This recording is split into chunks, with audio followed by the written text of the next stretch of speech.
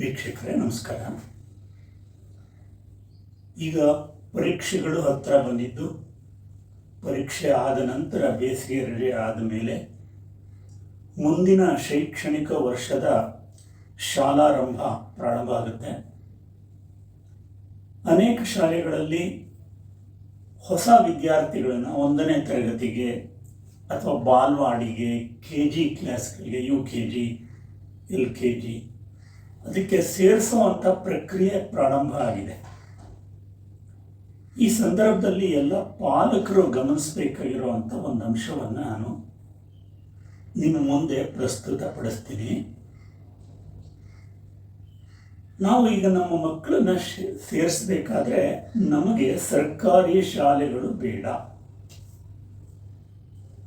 ಅವರು ಎಷ್ಟೇ ಉಚಿತವಾಗಿ ಏನೇ ಕೊಟ್ಟರು ನಮಗೆ ಕಾನ್ವೆಂಟ್ ಇಂಗ್ಲೀಷ್ ಶಿಕ್ಷಣವೇ ಬೇಕು. ಅಂದರೆ ನಮ್ಮ ಆಯ್ಕೆಯ ಶಿಕ್ಷಣವನ್ನು ನಾವು ನಮ್ಮ ಮಕ್ಕಳಿಗೆ ಕೊಡಿಸ್ತೀವಿ. ಎಲ್ಲಿವರೆಗೆ ಮುಂದೆ ಅವ್ರಿಗೆ 20-21 ವರ್ಷ ಆಗೋವರೆಗೂ ಕೂಡ ನಮ್ಮ ಆಯ್ಕೆಯ ಶಿಕ್ಷಣವನ್ನು ನಾವು ಕೊಡಿಸ್ತೀವಿ. ಅವ್ರು 20-21 ವರ್ಷ ಆದಮೇಲೆ ಇಂಜಿನಿಯರು, ಡಾಕ್ಟ್ರು, MBA, BBA ಏನೋ ಮಾಡ್ತಾರೆ ಅಂತ ಇಟ್ಕೊಂಡಂತ BSc ಅವ್ರಿಗೆ ಆಗ ಕೆಲಸ ಸಿಗೋದಿಲ್ಲ ಅಂತ ಇಟ್ಕೊಳ್ಳಿ. ಈಗಿನ ಪರಿಸ್ಥಿತಿಯಲ್ಲಿ ಕೆಲಸ ಸಿಗೋ ಥರ ಇಲ್ಲ. ನಾವು ತಕ್ಷಣ ಯಾರನ್ನ ದೂರ್ತೀವಿ ಅಂದರೆ ಸರ್ಕಾರನ ದೂರ್ತೀವಿ. ಶಾಲೆಗೆ ಸೇರಿಸುವಾಗ ಬೇಕಾಗಿಲ್ಲದ ಸರ್ಕಾರಿ ಶಾಲೆ ನಮ್ಮದೇ ಆಯ್ಕೆಯ ಶಿಕ್ಷಣ ಮುಗಿಸಿದ ಮೇಲೆ ಜವಾಬ್ದಾರಿ ಮಾತ್ರ ಅವರದ್ದು ಕೆಲಸ ಕೊಡಬೇಕಾಗಿರೋದು. ಇದು ಯಾವ ನ್ಯಾಯ? ನ್ಯಾಯದ ಮಾತು ಬಿಡಿ. ಈಗ ಅಂಥ ಪರಿಸ್ಥಿತಿ ಇದೆಯಾ? ಸಾಕ್ಷಾತ್ ಬ್ರಹ್ಮ ಪರಮಾತ್ಮನೇ ನಮ್ಮ ದೇಶದ ಪ್ರೈಮ್ ಮಿನಿಸ್ಟರ್ ಆಗಿ ಕೂತ್ಕೊಂಡ್ರು ಈಗ ನಾವೇನು ಶಿಕ್ಷಣ ಪದ್ಧತಿ ನಡೆಸ್ಕೊಂಡು ಹೋಗ್ತಾ ಇದ್ದೀವಿ ಅದರ ಪ್ರಕಾರ ಅವರ ಶಿಕ್ಷಣಕ್ಕೆ ತಕ್ಕಂತೆ ಕೆಲಸ ಕೊಡಲಿಕ್ಕೆ ಬ್ರಹ್ಮನಿಗೂ ಸಾಧ್ಯ ಇಲ್ಲ. ಎಲ್ಲರೂ ಇಂಜಿನಿಯರು, ಡಾಕ್ಟರ್ ಆಗಬೇಕು ಅಂತ ಇಷ್ಟಪಡ್ತಾರೆ. ಸಣ್ಣ ಪುಟ್ಟ ಉದ್ಯೋಗ ತಪ್ಪು ಅಂತ ನಾನು ಹೇಳಲ್ಲ.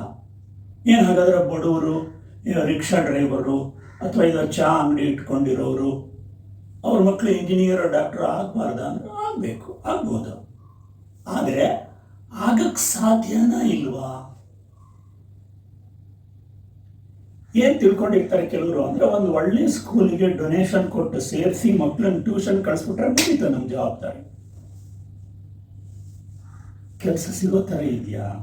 ಇತ್ತೀಚೆಗೆ ಪೂನಾದಲ್ಲಿ ಒಂದು ಸಾಫ್ಟ್ವೇರ್ ಕಂಪನಿಯಲ್ಲಿ 50 ಹುದ್ದೆಗಳು ಖಾಲಿ ಇದೆ ಅಂಥೇಳಿ ವಾಕ್ ಇನ್ ಇಂಟರ್ವ್ಯೂ ಅಂತ ಮಾಡಿದ್ರು. ಸೀದಾ ಹೋಗ್ಬಿಟ್ಟು ಇಂಟರ್ವ್ಯೂನಲ್ಲಿ ಎದುರಿಸೋದು ಅಂತ. ನಿಮಗೆ ಗೊತ್ತಿದೆಯಾ? ಪೇಪರ್ಲೆಲ್ಲ ಬಂದಿತ್ತು. 2 ಕಿಲೋಮೀಟರ್ ಉದ್ದದ ಕ್ಯೂ ನಿಂತ್ಕೊಂಡಿತ್ತು. ಸುಮಾರು 2,000 ಜನ ಬಂದಿದ್ದಾರೆ 50 ಹುದ್ದೆಗೆ, ಸಾಫ್ಟ್ವೇರ್ ಇಂಜಿನಿಯರ್ಸ್. ನಿಮ್ಗೆ ಗೊತ್ತಿಲ್ವಾ? ಎಷ್ಟೋ ಇಂಜಿನಿಯರಿಂಗ್ ಕಾಲೇಜುಗಳೆಲ್ಲ ಬೆಂಗಳೂರಿನಲ್ಲೇ ಮುಚ್ಚುತ್ತಾ ಇದೆ. ನನ್ನ ನೆಂಟರಲ್ಲೇ ಕೆಲವರು ಓದಿರೋ ಅಂಥ ಇಂಜಿನಿಯರಿಂಗ್ ಕಾಲೇಜು ಈಗ ಇಲ್ಲ. ಇಂಜಿನಿಯರಿಂಗ್ ಕಾಲೇಜಿಗೆ ಯಾರಿಗೂ ಬರ್ತಾ ಇಲ್ಲ, ಕೆಲಸ ಸಿಗ್ತಾ ಇಲ್ಲ. ಈ ವಿಷಯ ಪಾಲಕರಿಗೆ ಗೊತ್ತಿರಲ್ಲ, ಅಜ್ಞಾನ. ಆಸೆ ಇರುತ್ತೆ, ತಪ್ಪಲ್ಲ. ಆದರೆ ನಮಗೆ ವಾಸ್ತವಿಕ ಪ್ರಜ್ಞೆನೂ ಇರಬೇಕಲ್ವ. ಆಮೇಲೆ ನಮ್ಮ ಮಕ್ಕಳನ್ನು ನಾವು ನಮ್ಮ ಆಯ್ಕೆಯ ಶಿಕ್ಷಣ ಕೊಡಿಸ್ತೀವಿ. ಅವರು ಸ್ವಾವಲಂಬಿಗಳಾಗೋ ಹಾಗೆ ಮಾಡೋದು ನಮ್ಮ ಜವಾಬ್ದಾರಿ ಅಲ್ವಾ ಪಾಲಕರದ್ದು? ಅದಕ್ಕೋಸ್ಕರನೇ ನಾವು ಯೋಚನೆ ಮಾಡಬೇಕು. ಓದು ಮುಗಿಸಿ ಶಿಕ್ಷಣ ಅವ್ರಿಗೆ ಉದ್ಯೋಗ ಸಿಗಲಿ ಅನ್ನೋ ಥರ ಪರಿಸ್ಥಿತಿ ಇಲ್ಲ. ಅದು ಸಿಕ್ಕಿದ್ರೆ ಸಂತೋಷ. ಈಗ ನಾವು ಹೇಗೆ ನಮ್ಮ ಮಕ್ಕಳನ್ನ ರೆಡಿ ಆಗಬೇಕು ಅಂತ ಹೇಳಿದ್ರೆ, ಯಾವಾಗಲೂ ಅವರು ಶಿಕ್ಷಣವನ್ನು ಬಯಸುವಂಥ ಭಿಕ್ಷುಕರು, ಉದ್ಯೋಗ ಭಿಕ್ಷೆ ಬೇಡುವಂಥವ್ರು ಯಾಕೆ ಆಗಬೇಕು? ಅವರೇ ಸ್ವಂತ ಉದ್ಯೋಗ ಮಾಡೋ ಥರ ನಾವು ಯಾಕೆ ಟ್ರೈನಿಂಗ್ ಕೊಡಬಾರ್ದು ಅವರಿಗೆ?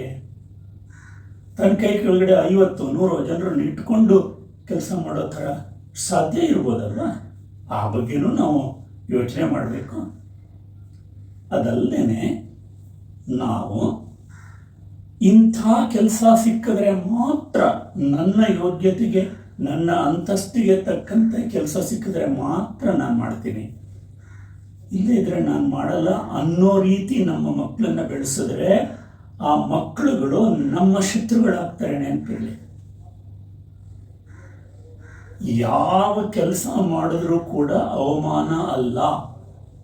ನಾನು ಎಂಥ ಕೆಲಸ ಬೇಕಾದರೆ ಮಾಡ್ಲಿಕ್ಕೆ ರೆಡಿ ಇದ್ದೀನಿ, ಆದರೆ ನಾನು ಸ್ವಾವಲಂಬಿ ಆಗಿರ್ತೀನಿ, ನಮ್ಮ ಅಪ್ಪ ಅಮ್ಮಂದ್ರ ಮೇಲೆ ಅವಲಂಬಿ ಆಗಿರಲ್ಲ ಅನ್ನೋ ಥರ ಮನೋಭಾವದಲ್ಲಿ ನಾವು ಮಕ್ಕಳನ್ನು ಬೆಳೆಸಬೇಕಾಗತ್ತೆ. ನಮ್ಮ ಮಕ್ಕಳಿಗೆ ಏನೋ ಕಷ್ಟ ಆಗಬಾರ್ದು, ಹಾಗಾಗಲ್ಲ. ಯಾರು ಕಷ್ಟಪಡ್ತಾರೆ, ಕೊಡಬೇಕು ನಮ್ಮ ಮಕ್ಕಳು, ಅಂಥವರೇ ಮನಸ್ಸಿನಲ್ಲಿ ಸ್ಟ್ರಾಂಗ್ ಆಗ್ತಾರೆ.